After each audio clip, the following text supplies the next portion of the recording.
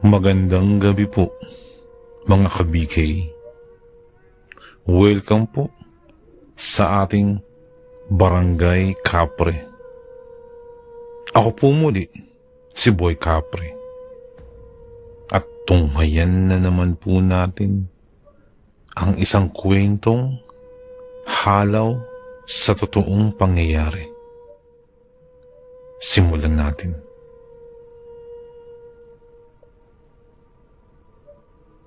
Sa isang malayong lugar sa may Northern Samar, sa bayan ng Katubig, doon po ako nakatira at nag-aaral.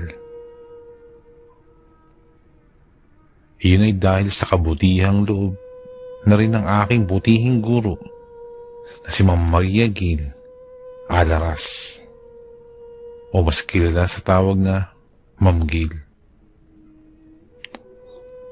21 taong gulang na ako nun nang magkaroon ako ng ganong pagkakataon para maipagpatuloy ko ang aking pag-aaral sa kolehiyo.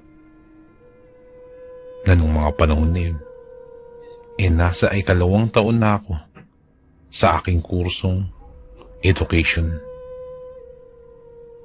Naninidbihan ako nun kina Ma'am Gil bilang katiwala at kasambahay sa kanyang bahay. At kapalit nun ay makakapag-aral ako sa kolehiyo na sinang-ayunan din naman ng aking mga magulang.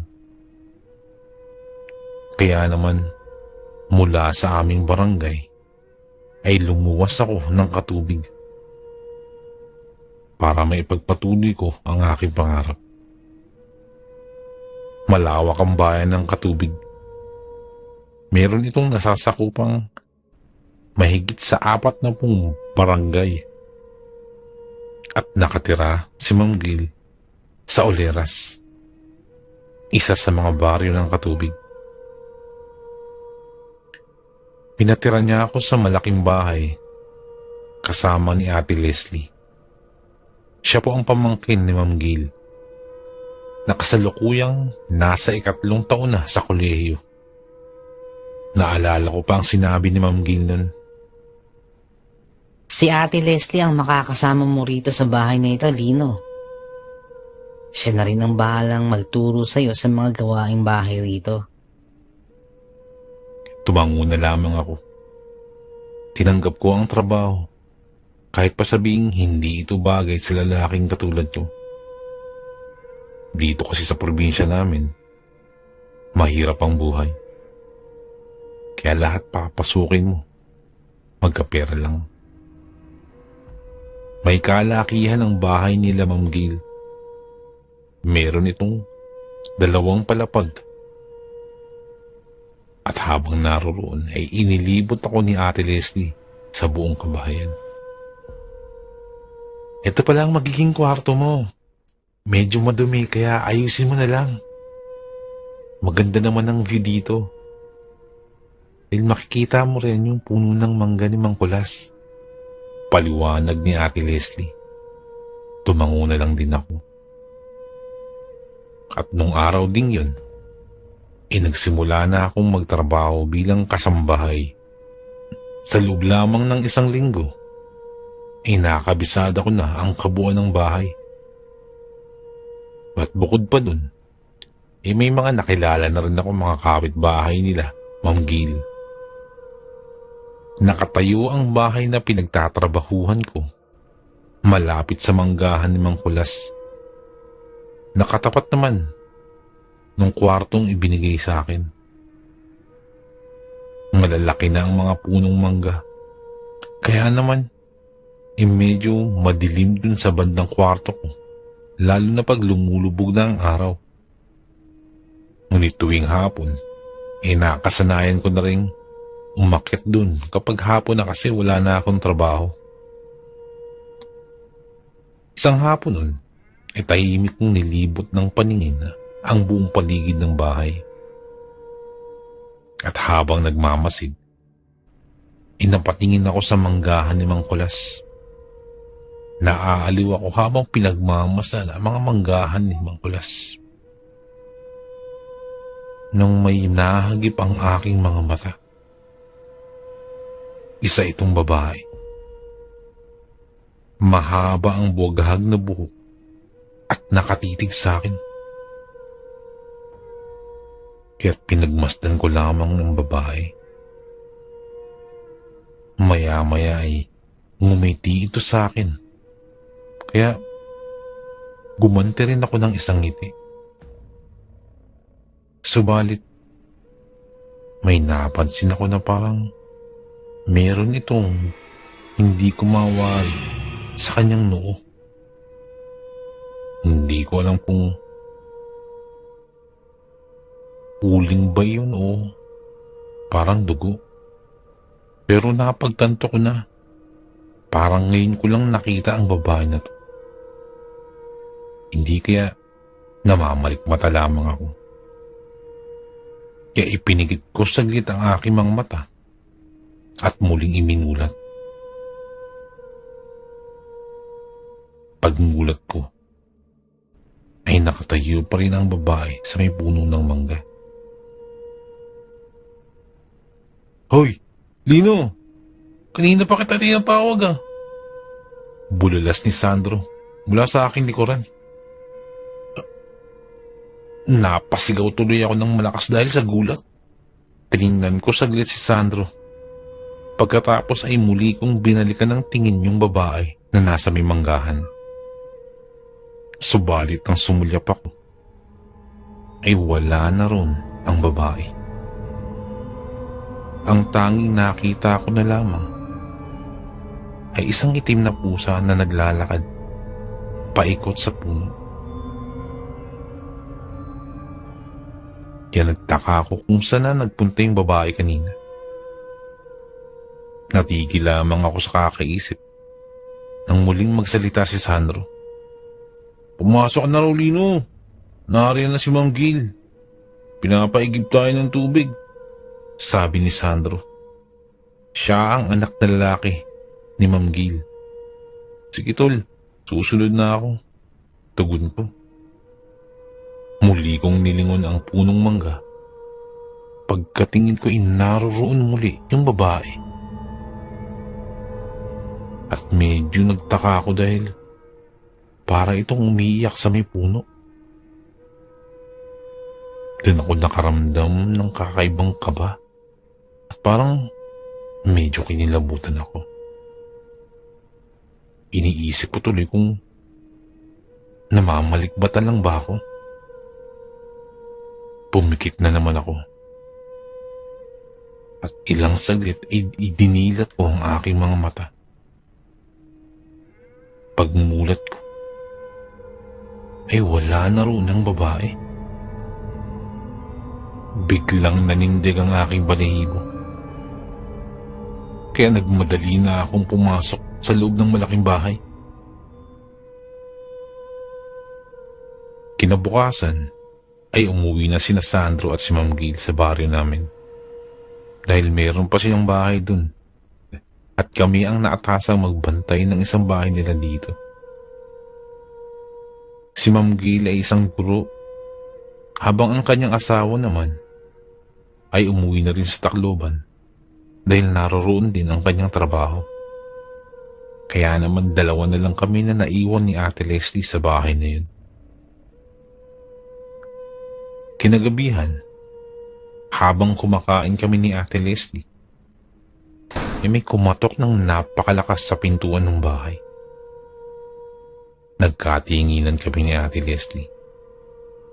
Parehong nakakunot ang aming mga noo dahil sa pagtataka. Nakalaki ang gate, hindi ba? Tanong ni Ate Leslie. Opo, ate. Pero sino yung kumakatok? Muling wika ni Ate Leslie. Baka bumalik sila, Ma'am Gail. Baka hindi na tuloy yung pag-alis. Sagot ko. Imposible. Hindi man lang tumawag sa akin si Tia. Pareho kaming natahimik sa aming usapan. At parehong nakaramdam ng kilabot. Sapagkat sa aking pagkakaalam, medyo may kalayuan ng mga kapitbahay dito. At wala rin kaming inaasahang darating dahil umalis nga sila Ma'am Gil. At sa hindi ko malamang dahilan, bigla kong naalala yung nakita akong babae sa may puno ng mangga kanina. Kaya napatanong ako kay Ate Leslie. Ate, may bahay po ba sa gitna ng mga punong mangga na yun? Tanong ko. Wala. Agad niyang tugon. Bilisan mo nang kumain. At samahan mo ko. Silipin natin kung nakakandado na ba yung gate. Pupunta tayo sa taas. Sige po, sagot ko naman. Agad naming tinapos nun ang pagkain at pumunta na nga kami sa ikalawang palapag ng bahay.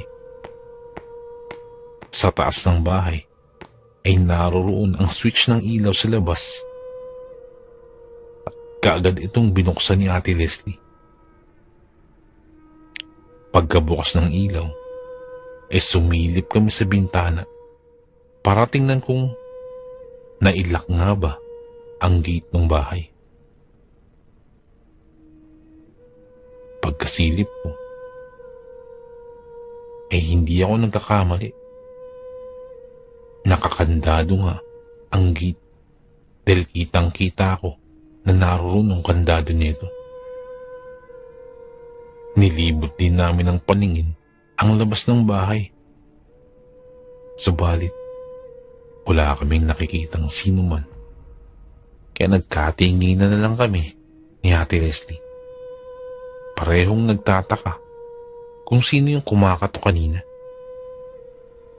Halika na nga, Lino. Guni-guni lang natin yun. Sabay patay na ng ilaw sa labas. Ako naman sumunod na lang kay Ate Leslie. Ngunit bago ako umalis, binuksan kong muli ang ilaw sa labas at muling sumilip sa bintana. Pagkasilip ko, parang may nakatayo sa labas ng gate. Parang nakita ko na yung nakatayong yun. Babae ito na nagtataglay ng mahabang buhok. At parang siya ang nakita ko sa puno ng mangga kanina. Nakatayo ito sa harapan ng gate sa tinitira naming bahay. Ngunit nakatitig ang babaeng ito na tila ba may nais kunin. Nakaramdam ako ng kaba. Kaya pinikit ko muli ang aking mga mata at muling iminulat pagkalipas ng saglit. Pagkatapos nun muli ako sumilip sa may bintana.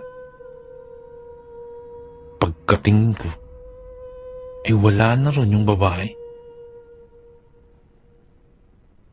Ngunit, may isang itim na pusa ako nakita na nasa labas ng gate at naglilika at tila naglilika ng kakaibang ingay.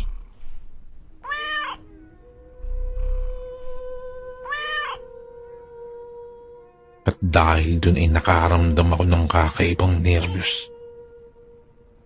Kaya dali-dali na lang akong sumunod kay Ate Leslie pababa. Pagkadating sa baba, ay diretso ko nang inasikaso ang pinggan na huhugasan para matuon na lamang dun ang aking atensyon. At hindi ko na rin sinabi kay Ate Leslie ang nakita ko kanina. Hanggang sa matapos ko ang aking hugasin, wala naman na akong narinig pa nakakaiba. Matapos yun natulog na ako. At ganoon din si Ate Leslie. 11:00 ng gabi nun, nang ako'y nagising dahil sa lakas ng yugyug sa akin ni Ate Leslie. Lino, gising. Gising, Lino. Bakit po? Nagtataka kong tanong. May kumakatok na naman. Naririnig mo ba yun? Bukod dun, may naririnig ako. Parang mga pagaspas sa bubong. Kanina pagising ko nakakarinig ako ng malakas na paggiyaw ng isang pusa. Kasunod niya may kumatok sa pinto. Natatakot na itong sabi sa akin. Kaya agad naman akong bumangon at nakiramdam. At totoo nga, naririnig ko yung kumakatok sa may bahay. At bukod dun, nakakarinig din ako ng ingay na nagmumula sa bubong. Parang may malaking ibon na lumilipad. Oo nga ate, anong gagawin natin? Tanong ko, ngunit nung mga sandaling yun, ay unti-unti na akong binabalot ng takot. Buksan na lang natin ang ilaw, sagot ni Ate Leslie. Yun nga ang ginawa namin. Binukas namin ang mga ilaw sa loob ng bahay. Bukod dun, ay nagpatugtog na lang kami ng malakas para hindi na namin mapansin ang ingay na nililika mula sa bubong. Ngunit kasabay nun, ay nagdasal ako. Humingi ako ng proteksyon. Nanalangin ako para hindi na kami matakot ni Ate Leslie. Matapos magdasal, patuloy lang kami sa pagpapatugtog. At ang pinapatugtog namin ni Ate Leslie ay mga worship song. Pinapatugtog to sa cellphone ni Ate Leslie. Hanggang sa nakatulog na si Ate Leslie. Ang sa tingin ko'y wala na yung ingay. Inatulog na rin ako. Nagpasya na lang akong maglatag ng banig malapit dun sa kama na tinutulugan ni Ate Leslie. Para kahit papano, magkasama kami. Para hindi kami matakot. Nang bigla na lamang akong magising dahil sa lakas ng ingay mula sa bubungan. Pagkatingin ko saglit sa cellphone, magmamadaling araw na pala. Napatayo ako bigla kahit damang-dama ko ang kaba mula sa ingay na yun. Dahan-dahan kong sinundan ng ingay hanggang sa para na akong naririndi sa nakangingilong ingay ng yero na parang sinisira ito ng kung anong nilalang.